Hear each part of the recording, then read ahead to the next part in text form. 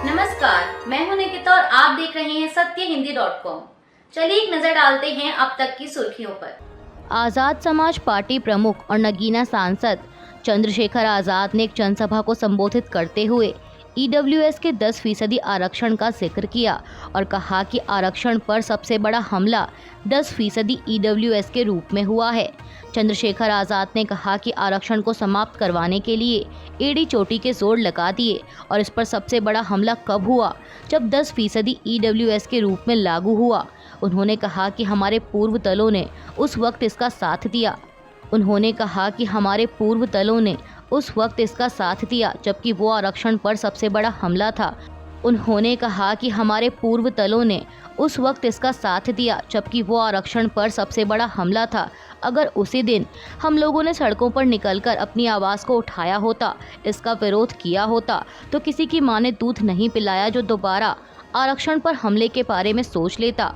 इसके अलावा नगीना सांसद ने एक्स पर लिखा कि सरकार की तरफ से दलित समाज की एकता को बांटने का जो प्रयास किया गया है उसके खिलाफ हर स्तर पर जागरूकता अभियान चलाया जाएगा, जिससे कि समाज के हर व्यक्ति को सरकार के षड्यंत्र से वाकिफ कराया जा सके। कांग्रेस ने आगामी हरियाणा विधानसभा चुनाव के लिए अपने 5 उम्मीदवारों की चौथी लिस्ट जारी की है। लिस्ट के मुताबिक अंबाला कैंट से परिमल परी, पानीपत से सचिन कुंदू, नरवाना से सतपीर डबलेन, रैना से सर्वमित्र कंबोज और तिगांव से रोहित नागर को टिकट दिया गया है। कांग्रेस ने आगामी जम्मू कश्मीर विधानसभा चुनाव के लिए भी अपने 5 उम्मीदवारों की चौथी लिस्ट जारी की है। लिस्ट के मुताबिक कांग्रेस ने बारामूला से मीर इकबाल को उम्मीदवार बनाया है। इसके अलावा बंदीपोरा से निजामुद्दीन भट्ट, सुचेतगढ़ से भूषण डोगरा, अखनूर से अशोक भगत और छंब से ताराचंद को टिकट दिया गया है। अमेरिकी दौरे पर कांग्रेस नेता राहुल गांधी द्वारा दिए गए बयानों पर उत्तर प्रदेश के मुख्यमंत्री योगी आदित्यनाथ ने तीखा हमला बोला है। उन्होंने एक्स पर लिखा कि कांग्रेस के युवराज राहुल गांधी भारत विरोधी अलगाववादी समूह के नेता बनने की ओर अग्रसर हैं। इनका एकमात्र लक्ष्य भारत की एकता, अखंडता और सामाजिक समरसता को छिन्न भिन्न करके देश को गृह युद्ध की ओर धकेलना है। सीएम योगी ने लिखा कि राष्ट्र विरोधी नेशनल कॉन्फ्रेंस के साथ गठबंधन करने वाली और पिछड़ों के आरक्षण में सेंधमारी कर उसका बड़ा हिस्सा मुसलमानों को सौंपने वाली कांग्रेस के युवराज अब देश से आरक्षण को समाप्त करने का कुचक्र रच रहे हैं। किंतु राहुल गांधी को समझ लेना चाहिए कि इस देश में जब तक भाजपा का एक भी कार्यकर्ता है, उनकी यह विभाजनकारी मंशा सफल नहीं हो पाएगी। हम भारत के लोग कांग्रेस सहित सभी राष्ट्र विरोधी ताकतों के विरुद्ध एकजुट हैं। मुख्यमंत्री ने कहा कि राहुल गांधी द्वारा देश में विभाजन के बीज रोपने का प्रयास निंदनीय है। उन्हें इसके लिए देशवासियों से माफी मांगनी चाहिए। समाचार एजेंसी एएनआई की एक रिपोर्ट के मुताबिक विशिष्ट खुफिया सूचनाओं के आधार पर भारतीय सेना और जम्मू कश्मीर पुलिस द्वारा केरन सेक्टर कुपवाड़ा में एक संयुक्त अभियान चलाया गया। संकेतित क्षेत्र में तलाशी के दौरान हथियारों, गोला बारूद और विस्फोटकों का एक बहुत बड़ा जखीरा बरामद किया गया, जिसमें AK-47, hand grenade, RPG round, improvised explosive device के लिए सामग्री और अन्य युद्ध जैसे सामान शामिल हैं। भारतीय सेना के अनुसार मौजूदा सुरक्षा स्थिति और महत्वपूर्ण आगामी घटनाओं को ध्यान में रखते हुए यह बरामदगी महत्वपूर्ण है। शिमला के संजौली में बनी एक मस्जिद को लेकर विवाद बढ़ता जा रहा है। दरअसल स्थानीय लोग इस मस्जिद के अंदर हो रहे अवैध निर्माण का विरोध कर रहे हैं। वहीं पुलिस ने किसी भी अप्रिय घटना से निपटने के लिए सुरक्षा के पुख्ता इंतजाम करते हुए पूरे इलाके में धारा 163 लगा दी है। आपको बता दें कि आखिर इस विवाद की वजह क्या है। इस मस्जिद का निर्माण 1947 में हुआ था और साल 2010 में इस मस्जिद में पुनर्निर्माण कार्य शुरू किया गया। बताया जाता है कि इस मस्जिद में पहले 1 मंजिल का निर्माण किया गया था, लेकिन बाद में निर्माण कार्य को और बढ़ाया गया। इसके बाद मस्जिद में हुए अवैध निर्माण कार्य को लेकर शिमला नगर निगम ने कई बार नोटिस जारी किया, लेकिन इसके बावजूद भी अवैध निर्माण को नहीं रोका जा सका और अब यह मस्जिद कई मंजिल की हो चुकी है।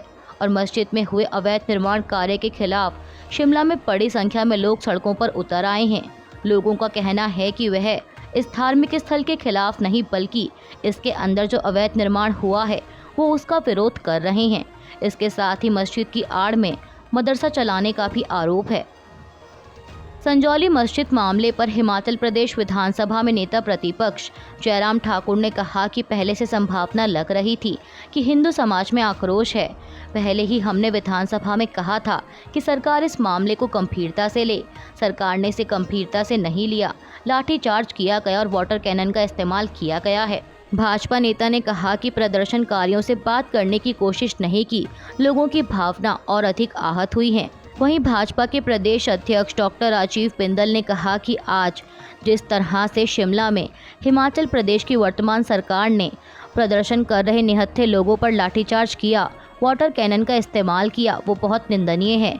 भाजपा इस लाठीचार्ज और वाटर कैनन के इस्तेमाल की घोर निंदा करती है और सरकार से आग्रह करती है कि इस समस्या का समाधान होना चाहिए। हरियाणा की जुलाना विधानसभा सीट से कांग्रेस के टिकट पर चुनाव लड़ रही पहलवान विनेश फोगाट का एक बयान इन दिनों काफ़ी वायरल हो रहा है।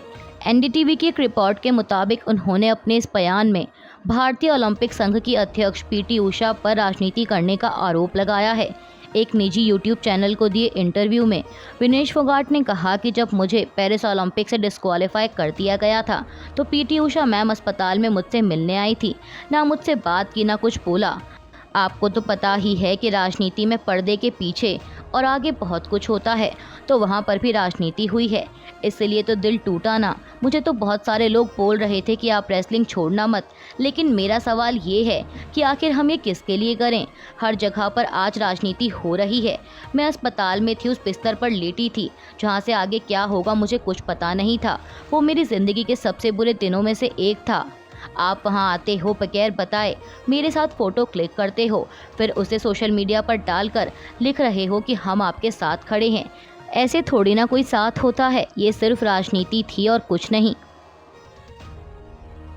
कल बुधवार को दिल्ली के उपराज्यपाल विनय कुमार सक्सेना के साथ हुई बैठक के बाद दिल्ली के स्वास्थ्य मंत्री सौरभ भारद्वाज ने बताया कि कई बार से हम ये बात उठा रहे थे कि अस्पतालों में डॉक्टरों की कमी है और जो नए अस्पताल बन रहे हैं उनके लिए पोस्ट भी नहीं बनाए गए हैं। पहले पोस्ट बनाए जाएंगे, फिर उनकी भर्ती के लिए यूपीएससी को लिखा जाएगा और यूपीएससी भी भर्ती में 2 साल लगाती है। सौरभ भारद्वाज ने कहा कि आज फैसला हुआ है कि जो अस्पताल 1-2 सालों में तैयार हो रहे हैं उनके लिए पोस्ट 1 हफ्ते में बनाया जाएगा और फिर प्रक्रिया शुरू की जाएगी। केंद्रीय कैबिनेट ने 70 साल से ऊपर के सभी बुजुर्गों को आयुष्मान भारत योजना में शामिल करने का फैसला लिया है। इस पर प्रधानमंत्री मोदी ने एक्स पर लिखा कि हम प्रत्येक भारतीय के लिए किफ़ायती और उच्च गुणवत्ता वाली स्वास्थ्य सेवा सुनिश्चित करने के लिए प्रतिबद्ध हैं। उन्होंने कहा कि इसको देखते हुए कैबिनेट ने 70 वर्ष से ऊपर के सभी नागरिकों को स्वास्थ्य कवरेज प्रदान करने के लिए आयुष्मान भारत के दायरे को विस्तारित करने का निर्णय लिया है। पीएम मोदी ने कहा कि यह योजना 6 करोड़ नागरिकों के सम्मान, देखभाल और सुरक्षा को सुनिश्चित करेगी। कांग्रेस अध्यक्ष मल्लिकार्जुन खड़गे ने जम्मू कश्मीर विधानसभा चुनाव के लिए कांग्रेस की 5 गारंटी जारी की हैं।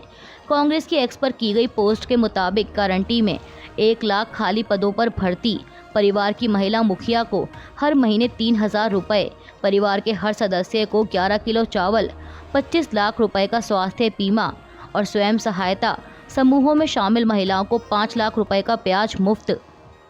अभी के लिए बस इतना ही। बाकी की खबरों के लिए बने रहिए सत्यहिंदी.com के साथ।